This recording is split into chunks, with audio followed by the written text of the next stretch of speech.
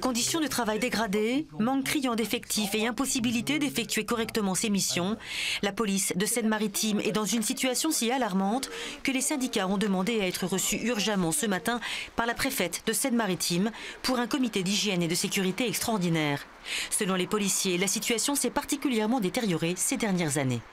Il y a quelques années en arrière, vous aviez 8 patrouilles de police secours pour 4 rives gauche, 4 rives droite. Aujourd'hui, lorsqu'on arrive à mettre 4 patrouilles ou 5 patrouilles dehors, c'est du grand luxe. Vous voyez, aujourd'hui, je crois que si rien n'est fait, je crains qu'on va arriver à un point de rupture assez rapidement. Le burn-out, ça touche l'ensemble des effectifs. On a eu à faire face, malheureusement, vous le savez, à des drames.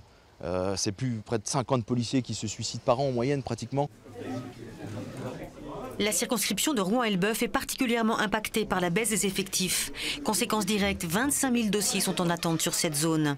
Moins d'effectifs, c'est aussi une surcharge de travail pour les autres et un épuisement des policiers.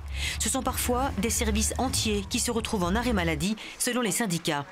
Ce matin, la préfète a écouté les doléances et promis des renforts. Nous sommes à moins 60 fonctionnaires de police sur la Seine-Maritime.